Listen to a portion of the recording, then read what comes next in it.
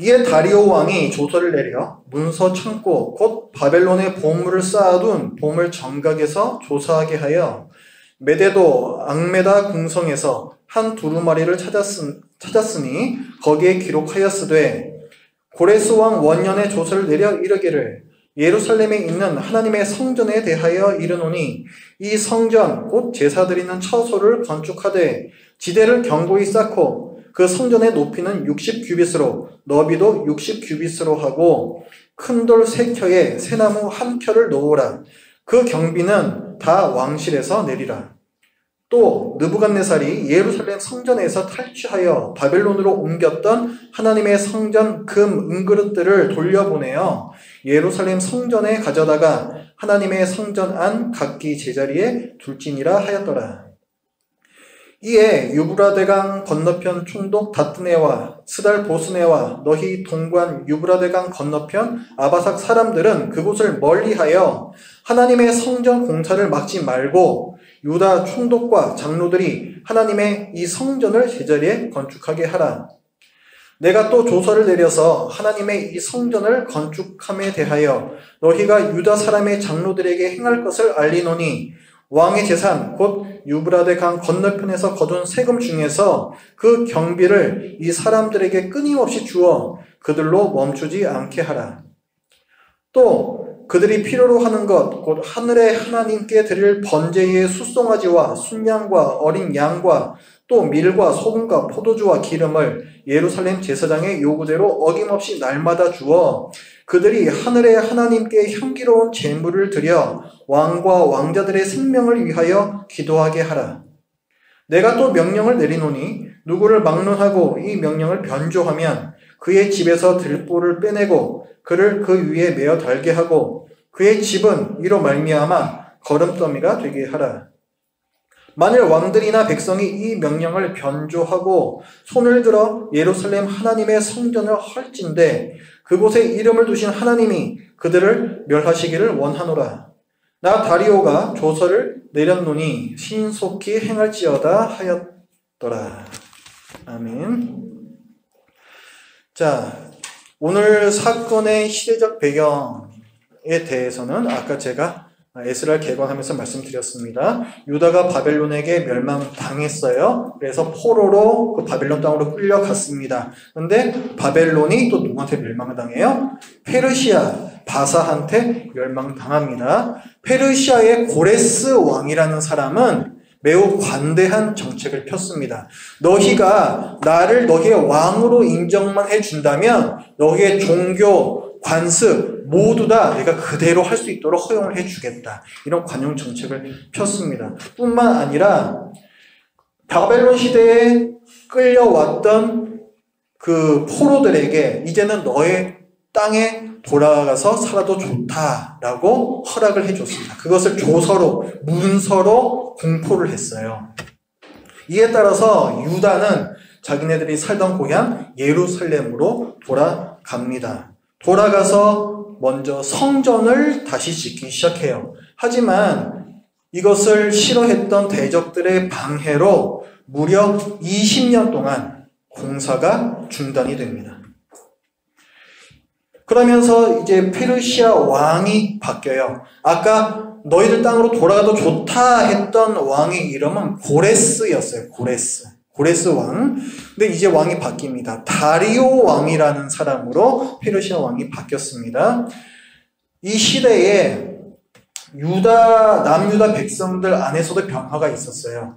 그 당시에 선지자였던 학개, 스가랴 이런 사람이 있습니다. 우리 구약에 학개, 스가랴가 있죠. 이 선지자들이 이 남유다 백성들에게 계속해서 권면을 합니다. 성전을 다시 지어라. 하나님께서 도와주실 것이다. 이것을 계속 격려를 해요. 이 격려에 힘입어서 유다 백성들이 성전을 그 중단되었던 공사를 다시 시작을 합니다. 이것을 페르시아의 총독이 보고는 이상하게 여겼어요. 이 페르시아 총독은 지금 이제 왕이 바뀌고 시대가 좀 흘렀기 때문에 뭐 그 고레스 왕이 이 사람들을 고향으로 돌아가게 해주고 뭐 너희들이 섬기던 신을 다시 섬겨도 좋고 성전을 다시 지어도 좋고 뭐 이런 히스토리를 전혀 몰라요. 그래서 이 페르시아 총독이 이 유다 백성이 자기 고향 땅에서 막 성벽도 쌓고 성전도 다시 만들고 이런 것을 보면서 좀 이상하게 여깁니다. 혹시 이것들이 반역을 일으키려는 게 아닐까. 그래서 유다 이 백성들에게 찾아가서 너희들 도대체 누구 허락을 받고 이런 걸 지금 건축하고 있는 거냐? 이렇게 물어봐요. 그랬더니 유다 장로들이 지금까지 있었던 그 자초지종을 얘기를 합니다. 자기네들이 나라가 망해서 끌려갔었는데 너네 왕이었던 그 고레스 왕이 우리를 고향으로 돌려보냈고 이 성전 짓는 것도 허락해 준 것이다. 이렇게 설명을 해요. 이것을 그 페르시아 총독이 듣고 그 상황을 자기 왕한테 보고를 합니다. 얘네들이 이렇다고 얘기를 하는데 이것이 사실인지 조사를 해 주십시오. 이렇게 왕에게 청원을 해요. 페르시아 왕 다리오는 이것이 정말 그런가 조사를 시작을 합니다. 그래서 이 문서 창고들을 다 뒤지게 해요. 과거에 실제로 그런 일이 있었는지. 그러다가 그 먼저 때 왕이었던 그 고레스 왕이 내렸던 조서를 발견합니다. 그 조서 내용을 보니까 유다 백성들의 말대로예요. 그게 오늘 이제 3절부터 5절에 나오는 내용인데 그 고레스 왕이 유다 백성들을 고향으로 돌려보내고 뿐만 아니라 이 사람들이 성전을 짓게 하는데 그 비용을 왕실에서 부담하겠다. 이런 내용의 글까지 확인을 하게 됩니다. 다리오 왕이 이제 이것을 보고 페르시아 그 총독에게 명령을 내립니다. 그것이 이제 6절부터 나오는 말씀이에요. 성전 건축을 막지 마라. 그리고 이 사람들이 성전을 지을 때 필요한 경비를 우리 페르시아의 세금에서 그 경비를 부담해라. 또 이들이 자기 땅에서 제사를 드릴 때, 여호와 하나님께 제사를 드릴 때 필요한 제물들을 너희가 공급해라. 이것을 신속히 이행하라. 이렇게 엄중한 명령을 내립니다. 페르시아의 도움으로 성전이 완공됩니다. 오늘 말씀 밑에 보면 15절 말씀에 이 성전이 완공되었다 이렇게 기록이 되어 있어요.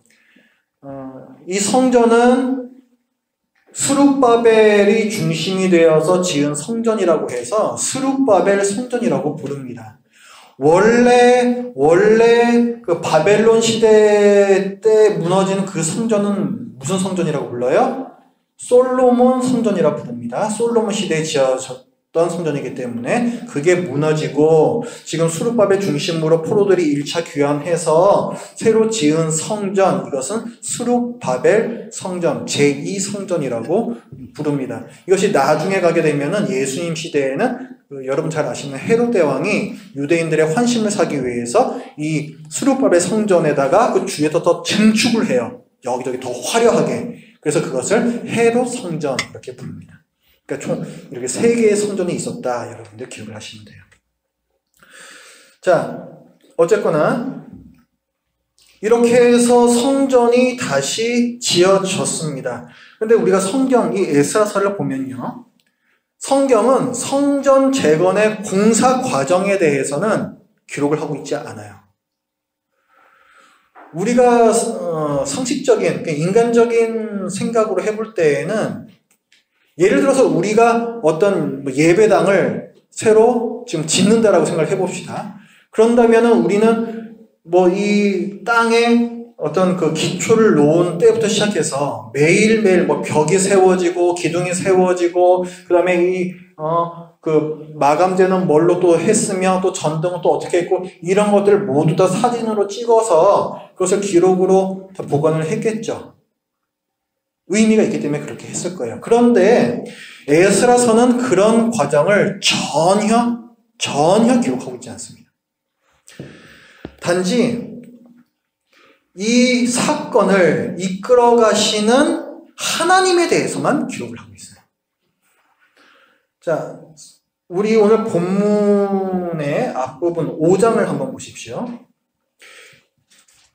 성전을 다시 짓기 시작하는데 대적들의 방해로 20년간 중단이 되었었다라고 제가 말씀을 드렸죠.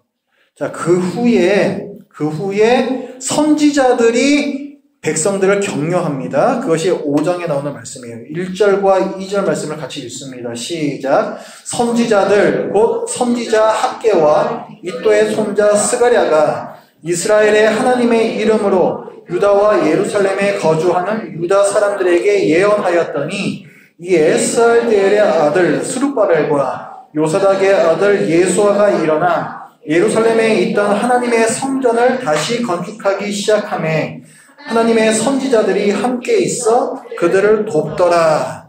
자, 중지되었던 하나님의 성전 건축이 어떻게 시작되었다? 선지자들의 격려로 힘입어. 선지자들은 어떤 일을 하는 거예요? 하나님의 말씀을 대신 전하는 일을 하는 거잖아요. 그러니까 하나님께서 이 일을 다시 시작하셨다는 거예요. 그리고 성전이 완공되죠. 성전이 완공될 때 그 기록한 말씀도 봅시다. 6장 12절까지 오늘 본문이었고 그 밑에 14절 보십시오. 14절에 유다 사람의 장로들이 선지자 학개와 이또의 손자 스가랴의 권면을 따랐으므로 성전 건축하는 일이 형통한지라. 그렇게 나오고 15절에 다리오 왕 제6년 아달월 3일에 성전 일을 끝내니라 이렇게 나오죠. 끝내는 시점에서도 선지자들의 이름을 거론하고 있습니다. 그러니까 성전을 다시 짓는 일의 처음에서부터 마지막까지 누구의 인도하심이 있었다는 거예요? 하나님의 인도하심, 도우심이 있었다.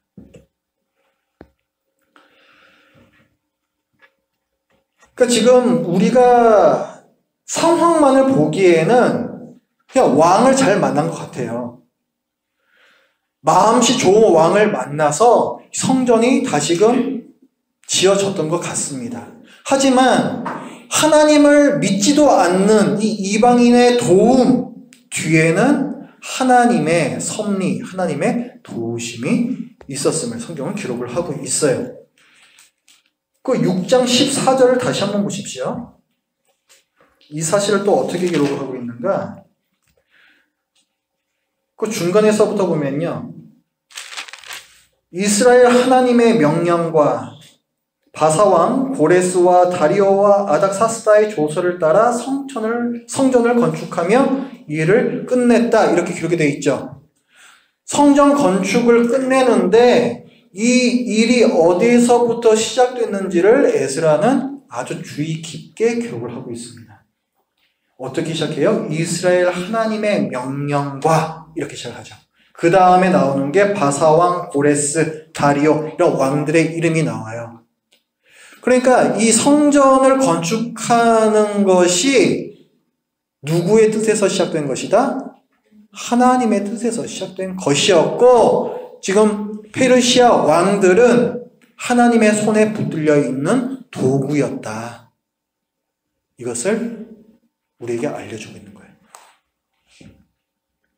하나님은 신자들의 왕이실 뿐만 아니라 또한 하나님을 믿지 않는 불신자들의 왕이기도 하십니다. 하나님께서는 이 모든 사람들을 다 사용하셔서 하나님께서 원하시는 바, 계획하셨던 것, 하나님께서 갖고 계셨던 목적 이런 것들을 다 이루어 가세요. 오늘 본문에서는 뭘 기록하고 있습니까? 진짜 왕은 바로 하나님이시라는 것을 알려주고 있습니다. 하나님의 주권에 대해서 말씀을 하고 있어요. 이 모든 일이 이루어지게 된 데에는 하나님의 주권이 작용하고 있었다. 하나님께서 친히 성전을 지으셨다. 이 사실을 말씀하고 있습니다. 자, 페르시아 총독이 성전을 짓고 있는 유다 백성들을 보면서 너희 누구 마음대로 이거 짓고 있어? 이렇게 물어봤다 그랬죠? 그때 유다의 장로들이 답을 해줍니다. 자, 5장 12절과 13절 말씀을 보세요. 성전이 지금 다시 지어지게 된 것에 대해서 그 의미에 대해서 저희들이 좀 더 보려고 합니다. 성전이 왜 다시 지어졌는가? 왜 하나님께서는 굳이 성전을 다시 지으셨는가? 거기에 대해서 우리가 좀 살펴볼 거예요. 자, 5장 12절과 13절 말씀을 같이 읽습니다. 시작. 우리 조상들이 하늘에 계신 하나님을 노엽게 하였으므로 하나님이 그들을 갈대아 사람 바벨론 왕 느부갓네살의 손에 넘기심에 그가 이 성전을 헐며 이 백성을 사로잡아 바벨론으로 옮겼더니 바벨론 왕 고레스 원년에 고레스 왕이 조서를 내려 하나님의 이 성전을 다시 건축하게 하고, 이렇게 얘기하고 있죠. 지금 유다 장로들은 성전이 다시 지어지게 된 데에는 어떤 의미가 있는지 그것을 아주 잘 알고 있습니다. 먼저 성전이 왜 무너졌는가, 왜 바벨론 시대의 성전이, 솔로몬 성전이 왜 무너졌는가, 거기에 대해서 12절에서 얘기를 하고 있어요. 우리가 하나님을 노엽게 했기 때문에, 우리가 불순종했기 때문에 그 벌로써 바벨론이 성전을 무너뜨린 것이다. 순종하면 복이요 불순종하면 저주라고 하나님께서 분명히 우리와 이 언약을 맺으셨는데 그 언약대로 이루어진 것이다. 그 언약의 근거에서 성전이 무너졌고 우리가 바벨론의 포로로 끌려갔다. 이렇게 얘기를 하고 있습니다. 그 다음에 13절에서는 뭘 얘기하고 있어요? 근데 우리가 다시 돌아왔다. 이렇게 얘기를 하죠. 하나님께 노여움을 사서 우리가 끌려갔었는데 우리가 지금은 돌아왔다. 이건 무슨 말이에요? 하나님의 노여움이 이제는 풀렸다는 거죠. 우리가 그 벌을 받았다는 거예요. 여기에도 하나님의 언약이 있는 거죠. 나는 너희의 하나님이 되고 너희는 내 백성이 되리라. 이스라엘을 포기하지 않으시는 이 하나님의 이 언약에 하나님께서 신실하게 스스로 헌신하셨기 때문에 우리가 이 땅에 다시 돌아올 수 있었다는 거예요. 그리고 성전을 다시 지었다는 것입니다. 자, 그러니까 유다가 자기 땅으로 다시 돌아온 거, 성전을 다시 짓게 된 거, 여기에는 어떤 의미가 있습니까? 나는 너희 하나님이 되고 너희는 내 백성이 되리라. 이 언약을 하나님께서 지키신 거예요. 그런 의미가 있습니다. 여기서 우리가 하나 좀 생각해 봅시다. 유다 백성이 예루살렘으로 돌아오고 성전을 다시 지었습니다. 그러면 과연 이것을 하나님 나라의 완전한 회복이라고 볼 수 있을 것이냐, 이걸 봐야 돼요. 원래 다윗 왕국, 솔로몬 왕국, 이것이 하나님의 나라라고 불려졌었거든요. 그게 망했잖아요. 그 다음에 끌려갔다가 다시 돌아와서 성전을 다시 지었습니다. 성벽을 다시 짓습니다. 자기 땅으로 돌아왔잖아요. 그죠? 언약의 땅으로 돌아왔어요. 그러면 이것을 가지고 하나님 나라가 다시금 회복된 것이다, 이렇게 볼 수 있느냐라는 것이에요. 나라가 이루어지기 위해서는 크게 세 가지 요건이 필요합니다. 첫 번째, 땅이 있어야 돼요. 두 번째, 국민이 있어야 됩니다. 세 번째, 주권이 있어야 돼요. 그렇죠? 그럼 먼저 땅, 지금 있죠. 땅으로 돌아왔으니까. 그 다음에 사람들이 포로돼 돌아왔으니까 국민도 있어요. 근데 지금 뭐가 없어요? 주권은 없죠. 이것은 완전한 회복이라고 볼 수 없어요. 이스라엘은 사실은 끝까지, 이 후대 시대까지도 끝까지 회복되지 못합니다. 예수님께서 십자가에 달려서 돌아가시고요. 기원 후 70년이 되면요. 기원 후 70년이 되면은 로마 시대잖아요. 로마 군대가 들어와서, 자, 아까 말씀드렸죠. 스룹바벨 성전이 증축이 돼서 헤롯 성전이 됐다고 그랬잖아요. 그 화려한 헤롯 성전까지 다 무너뜨려 버립니다. 이스라엘 안에서 반역 사건이 일어났다고 해가지고 로마 군대가 와서 성전을 완전히 다시금 무너뜨려 버려요. 그리고 그 이스라엘 백성들은 온 지역으로 다 흩어집니다. 우리가 지금 알고 있는 디아스포라, 유대인들, 그때 다 흩어진 거죠. 그러니까 하나님 나라의 회복이라는 것이 완전하게 일어나지 않았다는 거예요. 오늘의 이 사건이 우리에게는 어떤 의미가 있는가를 살펴봐야 됩니다. 구약 시대에는 여러 가지 절기들이 있었죠. 또 여러 가지 제사들이 있었죠. 이것들은 다 뭐를 가리키는 것입니까? 사도 바울은 이것들이 뭐의 그림자라고 말씀하고 있어요? 예수 그리스도의 그림자라고 말씀하고 있어요. 왜 제사를 드립니까? 제사를 통해서 죄사함을 받는 거잖아요. 예수 그리스도의 죽음으로 인한 영원한 죄사함을 가리키는 거잖아요. 그러니까 실체는 예수님이고 거기에 대한 그림자가 제사였다는 거예요. 구약시대 절기들, 유월절, 무슨 오순절, 초막절 이런 것들도 예수 그리스도로 인한 죄사함과 우리의 속죄, 우리의 구원 이런 것들을 다 상징하고 있어요. 예수 그리스도의 그림자들입니다. 그런 것처럼 구약 시대의 이스라엘도 영원한 하나님 나라의 그림자입니다. 그러니까 이 사람들의 역사를 보면은 영원한 하나님 나라가 어떤 모습일까를 우리는 대충 어림잡을 수가 있는 거예요. 이스라엘이 좀 귀환했습니다. 그리고 성전을 재건했어요. 그러면 그것은 우리에게 영원한 하나님 나라에 대한 무엇을 가르쳐주고 있을까요? 첫 번째, 하나님 나라라는 것은 대적들의 방해에도 불구하고 반드시 세워집니다.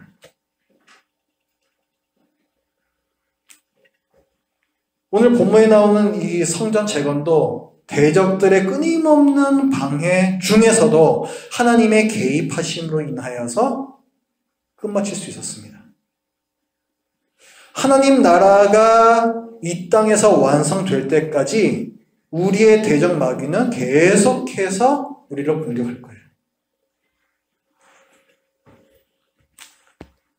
두 번째, 하나님 나라라는 것은 정확한 하나님의 때에 세워집니다.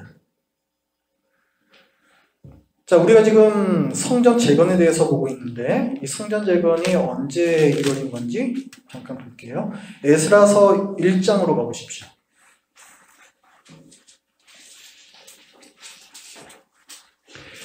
에스라서는 첫 부분을 어떻게 시작하냐면은 페르시아 왕 고레스 왕의 조서로 시작을 합니다. 자, 고레스 왕이 어떤 조서를 내렸다 그랬어요? 자기 땅에 끌려와 있는 포로들에게 너희 고향으로 다 돌아가도 좋다 이렇게 허락을 해줬다고 제가 말씀을 드렸죠.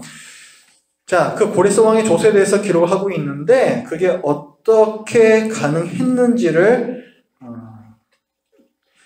1장 1절부터 얘기를 하고 있어요. 1절부터 3절까지 말씀 한번 보십시오. 바사왕 고레스 원년에 여호와께서 예레미야의 입을 통하여 하신 말씀을 이루게 하시려고 바사왕 고레스의 마음을 감동시키심에 그가 온 나라에 공포도 하고 조서도 내렸다 이렇게 되어 있죠. 그러니까 고레스 왕이 너희들 고향으로 돌아도 좋아, 너희들 성전 다시 지어도 좋아, 이런 허락을 내려주게 된 데에는, 그런 마음을 갖게 된 데에는 그 원인이 뭐였다? 여호와께서 예레미야의 입을 통하여 하신 말씀을 이루게 하시려고 이런 일이 있었다는 거예요. 이게 무슨 말이냐면은, 자, 책갈피 잠깐 해놓으시고 예레미야 25장으로 가보겠습니다. 좀 뒷부분으로 가시면 램이라고 인덱스가 있습니다. 예레미야 25장. 예레미야 선지자는 남유다가 바벨론에게 망하기 전에 하나님의 말씀을 선포하던 선지자입니다. 그러니까 지금 에스라보다 더 전에 살던 선지자예요. 그 당시에 하나님께서 무슨 말씀을 하셨었는가 한번 보십시오. 25장 8절부터 11절 말씀입니다. 여기에 보시면은 너희가 계속 나에게 불순종하기 때문에, 너희들이 언약을 깼기 때문에 너희가 벌을 받을 것이다.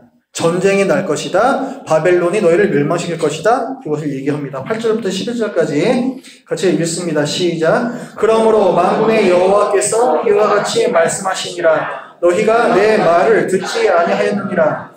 보라, 내가 북쪽 모든 종족과 내 종 바벨론의 왕 느부갓네살을 불러다가 이 땅과 그 주민과 사방 모든 나라를 쳐서 진멸하여 그들을 놀램과 비웃음거리가 되게 하며 땅으로 영원한 폐허가 되게 할 것이라. 여호와의 말씀이니라. 내가 그들 중에서 기뻐하는 소리와 즐거워하는 소리와 신랑의 소리와 친구의 소리와 맷돌 소리와 등불빛이 끊어지게 하리니 이 모든 땅이 폐허가 되어 놀랄 일이 될 것이며 이 민족들은 70년 동안 바벨론의 왕을 섬기리라. 아멘. 자, 바벨론이 쳐들어와서 완전히 나라를 폐허로 만들 거래요. 몇 년 동안? 마지막으로 읽었던 절에 몇 년 동안 그렇게 하고 나와 있어요? 70년 동안. 그 다음에 29장으로 또 가보십시오.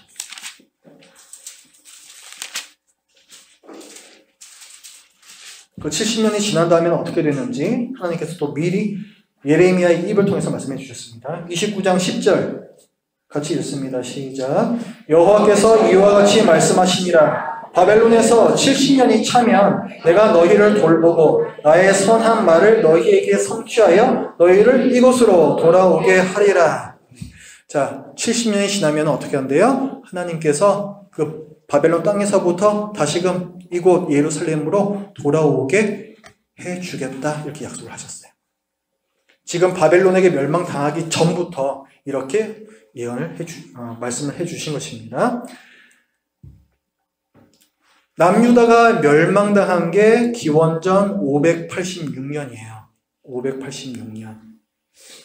그리고 지금 에스라, 우리 지금 보고 있는 이 본문, 자, 요 포로들이 돌아와서 성전을 짓죠? 성전을 다시 짓는데 그것이 완공된 것이 기원전 515년입니다. 그러니까 586년에 나라가 망하고 515년에 성전이 다시금 지어졌어요. 71년 차이가 나죠? 그러니까 하나님께서 하셨던 이 70년이 지난 후에 너희가 다시 내 땅에 돌아오리라, 회복되리라, 이 말씀을 이루신 거예요. 하나님께서 애초부터 계획하셨던 그 정확한 때에 이루신 것입니다. 그러니까 하나님의 나라는 하나님께서 계획하셨던 그 정확한 때에 반드시 이루어져요. 그 교훈을 우리가 얻을 수가 있습니다. 또 오늘 사건에서 우리가 하나님 나라에서 받는 세 번째 교훈은 하나님 나라는 하나님께서 친히 세우신다는 거예요. 사람의 노력으로 되는 것이 아닙니다. 오늘 이 성전이 다시 지어진 것도 보면은 이방인들, 이 고레스 왕, 다리오 왕 이런 사람들의 허락뿐만 아니라 후원으로 그들이 비용을 대주면서까지 완성이 돼요. 내가 잘해야지, 어떻게든 잘해야지 이렇게 해서 하나님 나라가 세워지는 것이 아니라 하나님의 전적인 도우심으로 하나님 나라는 세워진다라는 것을 우리에게 알려주고 있습니다. 자, 하나님 나라가 어떻게 세워지는지에 대해서 우리가 봤어요. 그렇다면 과연 이 하나님의 나라, 영원한 하나님의 나라는 언제 세워지는 걸까요? 하나님 나라의 본질은 하나님의 다스리심에 있어요. 나는 너희의 하나님이 되고, 이게 무슨 뜻이에요? 나는 너희의 하나님이 되고 너희는 내 백성이 되리라. 너희가 나의 보호를 받고 나의 인도를 받을 것이다. 내가 너희를 다스릴 것이다. 그런 의미거든요. 그러니까 하나님 나라가 이루어진다는 것은 나는 너희의 하나님이 되고 너희는 내 백성이 되리라. 나는 너희 중에 있으리라. 이 말씀이 완벽하게 이루어지는 상태를 의미합니다. 요한계시록으로 우리 가봅니다. 요한계시록 21장 보겠습니다. 요한계시록 21장은 새 하늘과 새 땅에 대해서 기록하고 있습니다. 미래에 있을 일이에요. 요한계시록 21장 2절과 3절 우리가 볼 텐데 여기에는 거룩한 성 새 예루살렘이 나옵니다. 우리가 오늘 봤던 에스라서에는 어떤 성이 나왔어요? 그냥 예루살렘 성이 나왔죠? 예루살렘 성과 성전이 나왔죠. 계시록 21장에는 거룩한 성 새 예루살렘이 나오고 그리고 또 성전이 어떤 모습인가에 대해서 나옵니다. 계시록 21장 2절과 3절 말씀을 같이 읽습니다. 시작. 또 내가 보매 거룩한 성 새 예루살렘이 하나님께로부터 하늘에서 내려오니 그 준비한 것이 신부가 남편을 위하여 단장한 것 같더라. 내가 들으니 보좌에서 큰 음성이 나서 이르되 보라 하나님의 장막이 사람들과 함께 있음에 하나님이 그들과 함께 계시리니 그들은 하나님의 백성이 되고 하나님은 친히 그들과 함께 계셔서. 아멘. 여러분 주의 깊게 읽으셨습니까? 지금 거룩한 성 새 예루살렘이 미래에 이 땅에 임할 건데 그때 어떤 일이 일어난다라고 되어 있어요? 3절의 중간에서부터 이렇게 말하죠. 하나님이 그들과 함께 계시리니 그들은 하나님의 백성이 되고 하나님은 친히 그들과 함께 계셔서. 뭐예요? 나는 너희의 하나님이 되고 너희는 내 백성이 되리라. 내가 너희 중에 거하리라. 이 말씀이 이루어진다는 거예요.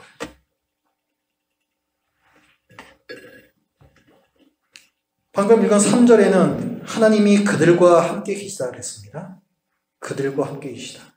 그들은 누구일까요?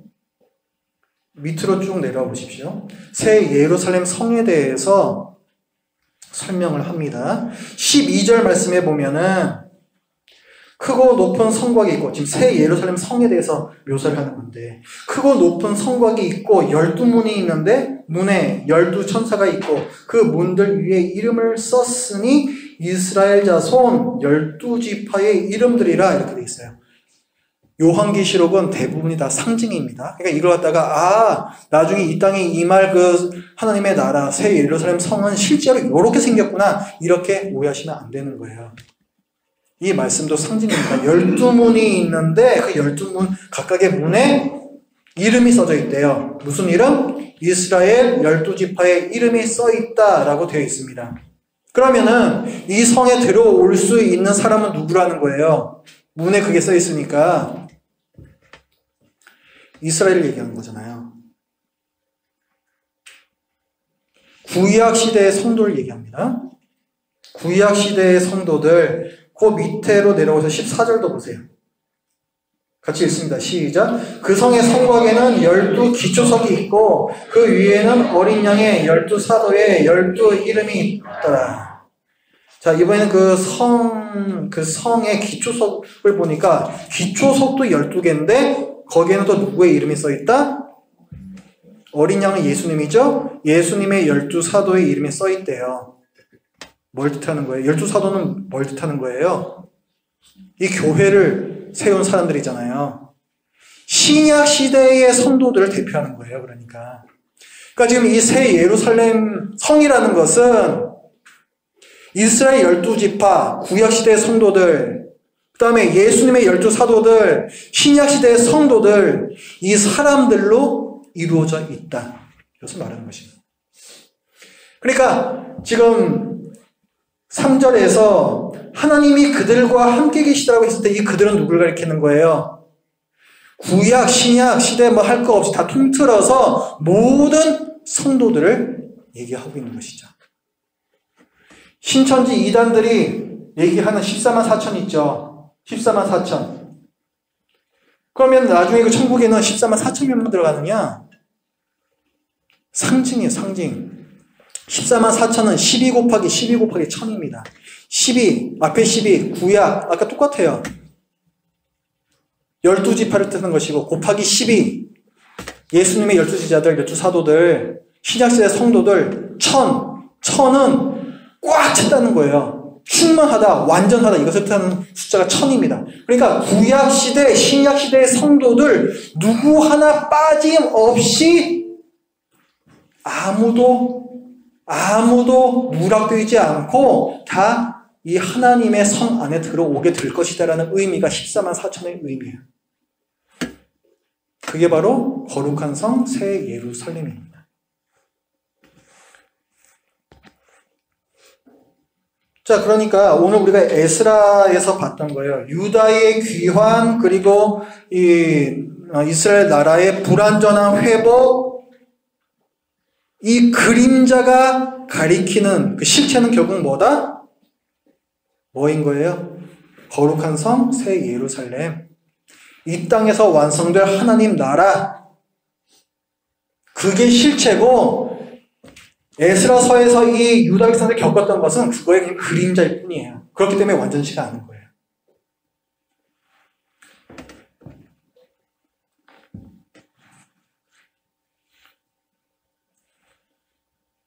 아까 하나님 나라의 특성에 대해서, 특징에 대해서 제가 한 3가지 정도 말씀드렸죠? 그것들이 어떻게 성취가 되고 있는지도 한번 보십시오. 자, 아까 한 가지 말씀드렸어요. 너희가 내 백성이 되고 나는 너희들의 하나님이 되리라. 아까 21장 3절 말씀에 나타나 있는 걸로 제가 설명을 드렸었죠. 그 언약이 완전히 성취되는 것이고요. 지난주 설교에서 제가 또 하나 말씀드렸죠. 용으로 묘사되는 마귀가 처음에는 예수님을 공격했습니다. 아기로 오시는 예수님을 공격하다가 그게 실패하니까, 그러니까 어떻게 한다 그랬어요? 아기를 낳은 여자가 누구를 가리킨다 그랬죠? 교회를 공격한다 그랬죠? 그래서 이 땅에 있는 우리 이 시대의 교회는 마귀와 계속해서 전투하는 교회라고 제가 말씀드렸었죠. 자, 하나님 나라의 특징이 뭐가 있었습니까? 대적들의 방해에도 불구하고 반드시 세워진다 얘기다 그랬잖아요. 마귀는 끊임없이 오늘날 우리들을 공격하지만 하나님의 나라는 반드시 이 땅에서 완성이 됩니다. 또 한 가지 특징이 뭐가 있다 그랬어요? 내가 어떻게 잘해서 하나님 나라를 만들어 봐야지 이렇게 해서 되는 게 아니라 그랬죠. 하나님께서 친히 하나님 나라를 세우시는 거라 그랬죠. 계시록 21장 우리가 읽었던 거 2절 말씀 보세요. 또 내가 봄에 거룩한 성 새 예루살렘이 하나님께로부터 하늘에서 내려오니. 사실은 똑같은 말을 강조하고 있어요. 하늘에서 내려온다는 것은 하늘이라는 것은 곧 하나님을 가리키는 것입니다. 거룩한 성 새 예루살렘이 어떻게 이 땅에 임한대요? 하나님께로부터 하늘에서 내려온다. 하나님께서 이것을 지으시는 것이라고 반복해서 강조해서 얘기하고 있는 거예요. 하나님의 나라는 하나님께서 친히 세우신. 그리고 또 하나님의 나라 특징 중에 하나가 또 중요한 게 뭐가 있었습니까? 아까 에스라서에서 봤던 성전 제거는 70년이라는 하나님의 정하신 때에 세워졌다 그랬죠? 영원한 하나님의 나라도 그렇게 될 거예요. 예수님께서 이 땅에 언제 오실지 우리는 알 수 없지만 하나님께서는 그때를 이미 정해 놓으셨습니다. 예수님께서 말씀하시죠. 요한계시록 22장 7절 보세요. 요한계시록 22장 7절 예수님께서 말씀하십니다. 보라, 내가 속히 오리니. 또 12절에서도 말씀하고 있습니다. 보라, 내가 속히 오리니. 그냥 내가 빨리 오겠다 하셔도 될 것 같은데, 보라, 내가 속히 오리니. 강조하고 계세요. 내가 분명히 올 것이다. 내가 속히 올 것이다. 말씀하고 있어요. 20절에서도 말씀합니다. 내가 진실로 속히 오리라. 아무리 내가 금방 올 거야 얘기해도 믿질 않으니까 내가 진실로 속히 오리라 이렇게까지 말씀하고 계시죠. 하나님께서 정하신 바로 그때에 예수님께서 다시 오실 것이고 그때에 하나님의 나라는 완성이 됩니다.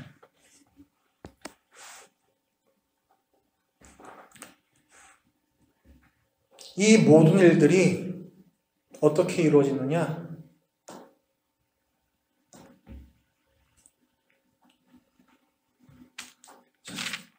요한계시록은요, 지금 우리가 새 예루살렘이 임하는 걸 봤죠? 그러니까 하나님 나라의 완성에 대해서 봤잖아요.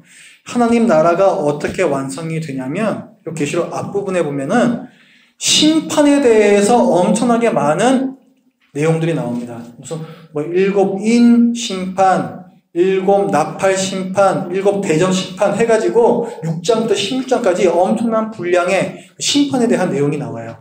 하나님의 심판이 있을 것이고 그것을 통해서 하나님의 나라가 완성이 될 것이다. 이것을 말씀을 해주고 있는 거예요. 그리고 이 하나님의 심판은 또 어떻게 이루어지는가? 4장과 5장에 가보면은 죽임당하신 어린 양께서 하나님의 오른손에 쥐어져 있는 두루마리의 인을 떼심으로 이 모든 심판들이 시작이 된다라고 기록을 하고 있습니다. 하나님의 손에 있는 이 두루마리는 구원의 계획, 심판의 계획이거든요. 그것을 누가 뗀다? 어린 양, 죽임당하신 어린 양, 예수님께서 떼신다는 거예요. 그러니까 하나님 나라의 완성이라는 것은 결국 무엇에부터 시작이 되는 거예요? 죽임당하신 어린 양으로부터 시작이 됩니다. 그렇기 때문에 하나님 나라의 핵심은 죽임당하신 예수 그리스도께 있어요.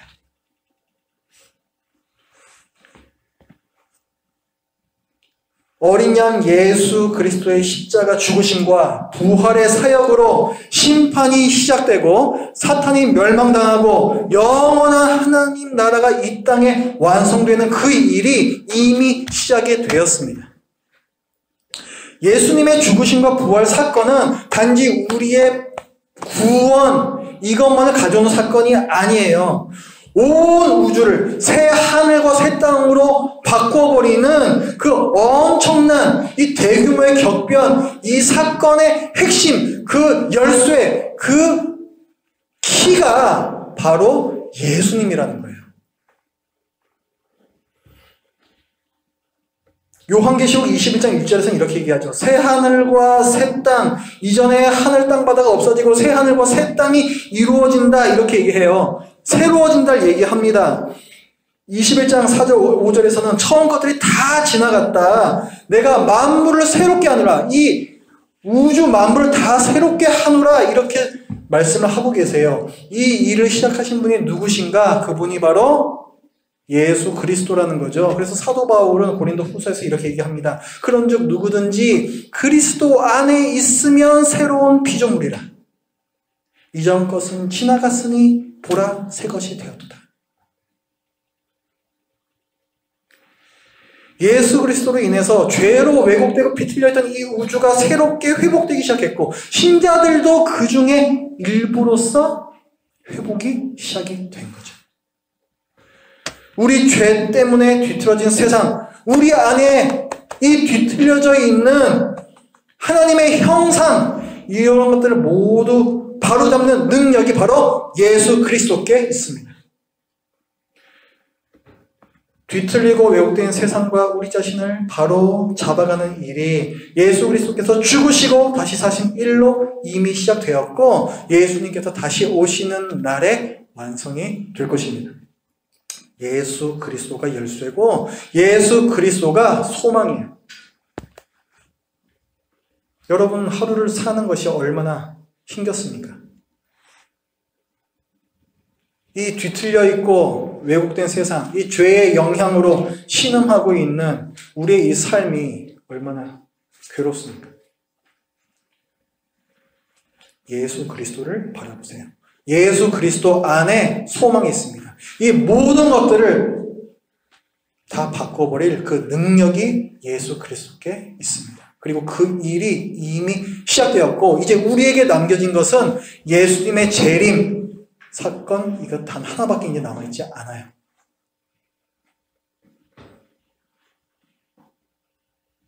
하나님 나라를 위해서 수고하며 애쓰시는 여러분들께 감사합니다. 때로는 우리 마음을 힘들게 하는 부분이 있죠. 내가 이렇게 수고하는 것이 혹시 헛된 것이 아닐까? 의미가 있는 것일까? 의미가 있습니다. 하나님께서는 우리의 이런 모든 수고들을 다 사용하고 계시며 또한 하나님께서 친히 하나님 나라를 어제도 오늘도 만들어가고 계십니다. 초조해하지도 마시고 또한 낙심하지도 마십시오. 새 하늘과 새 땅 또 새로운 피조물을 친히 지어가시는 하나님을 찬양하며 또한 예수 그리스도 안에서 소망을 갖는 우리 모두가 되길 바랍니다. 기도하겠습니다. 하나님 아버지, 유다 백성의 귀환과 성전 재건, 그 불확실한 그림자를 통해서 하나님께서 지어가시는 확실한 또한 영원한 하나님의 나라에 대해서 저희들이 살펴보았습니다. 하나님 아버지, 저희들의 삶 역시 어둠 가운데 있고 여전히 그림자처럼 희미하여 확실치 않은 것들이 많지만, 그러나 하나님께서 친히 세워가시는 이 하나님 나라의 확실성을 저희들이 마음 가운데 확신하고 또 거기에 대한 소망으로 힘겨운 하루하루를 버티고 또한 하나님의 백성으로서 살아갈 수 있는 저희 모두 되게 해주시옵소서. 예수님의 이름으로 기도드립니다. 아멘.